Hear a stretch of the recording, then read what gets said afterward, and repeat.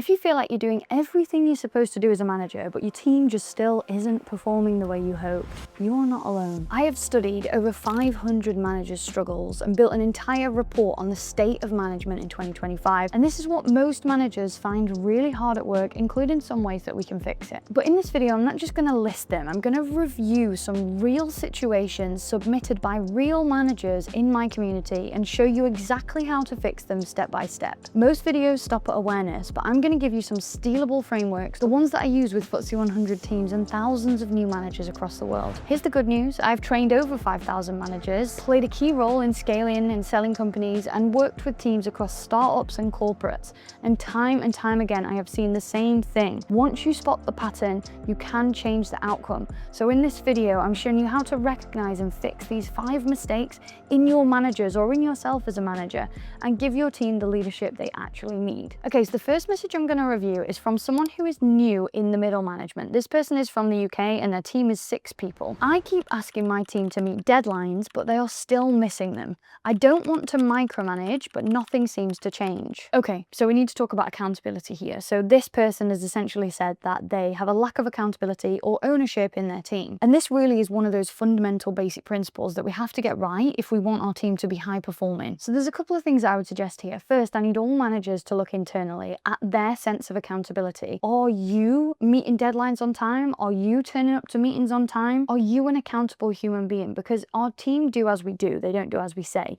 And so we have to make sure that we're really accountable first before we can expect our team to be. Then secondly, how are we delegating tasks? Instead of saying the same thing that most managers say when they delegate, which is just, can you run me this report by Friday? I want you to really think about how to get that person to feel ownership over that task. So can they decide how that report's run? Can they decide what the deadline needs to be? The more ownership over the outcome that we give people, the more accountable they're going to feel to making sure that they get you a really positive, on-time outcome. And then lastly, I want you to kind of think about and zoom in on individuals here. So you've said that you keep asking your team to meet deadlines and the team are missing them, but is it the full team or is there 1 or 2 problematic individuals? Because it may be that those 1 or 2 problematic individuals are maybe a bit toxic behind the scenes, and it's those people that we need to make sure we're having the difficult conversations with. We are performance managing properly. Nothing will lose us great employees faster than them watching us tolerate a bad one. And quite often when we say lose employees, it doesn't mean that they'll leave the business. It means that we will lose them emotionally, logically. They might just clock out because they see that we accept a really low standard. So we need to make sure that we aren't accepting that. And by the way, I've got a full video on the 4-step accountability process that I follow with every single team to make sure that they are smashing their KPIs at the park and they're feeling really accountable. Just open this video in a new tab so you can watch it after this one. The next person that's messaged in is also a brand new manager,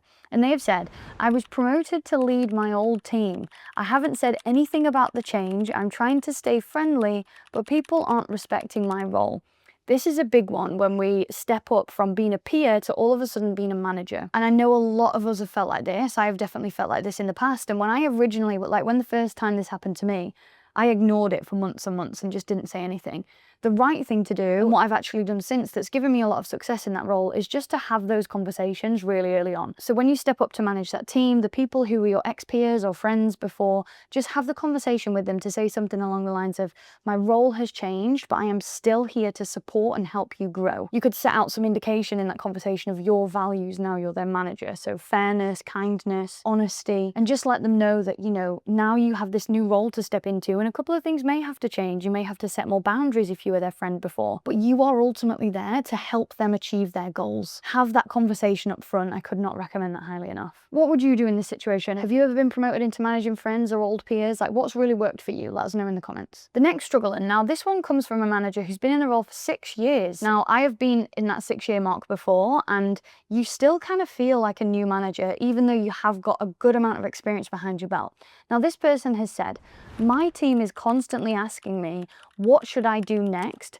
Even though they've been trained and I'm stuck being the bottleneck. So this is a really common leadership concept, which is us managers can so often get into the habit of jumping in and fixing everyone's problems. And it's easier in the moment, like we know the answer, we know we can help them, so we jump in, we can do it faster, we can do it better. We jump in, we fix, we help. But the problem is, over time, you're going to build a team that is not resilient, they can't do anything without you, and ultimately get to this place that this person's messaged about, which is, my team aren't resilient. Like, they can't do anything on their own and they're constantly coming to me, and I'm the bottleneck. Because if you've got 5 team members and everyone is coming to you with their problems, eventually those problems are going to get held up, they're going to get stuck, because you can't do 5 people's jobs, you can't make 5 people's decisions. So a really important shift we have to make here is just moving from fixer and answerer or talker into question asker. Get curious, put the question back on them. What would you do in this situation? Even something that's really helped me here is not responding to notifications like really quickly, because sometimes when people know that we're like a really fast responder, it can get us in a tricky situation where we become the first place people go to. I'll just quickly ask Heather because I know she'll help me fast.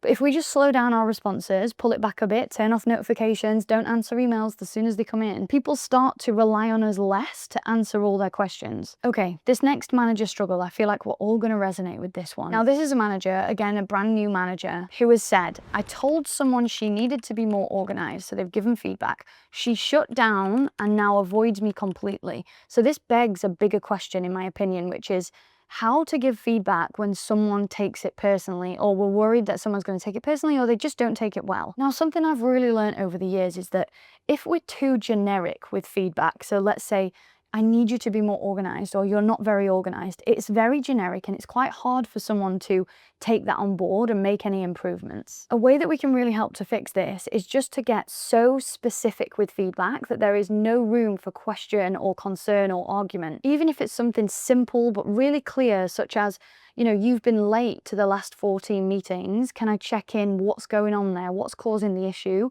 Because it's kind of given over like a really bad view to myself and to the rest of the team. And that meeting is so important because of X, Y, and Z. Being specific about why that organization is maybe lacking is going to be so helpful for them. Maybe they're not unorganized generally.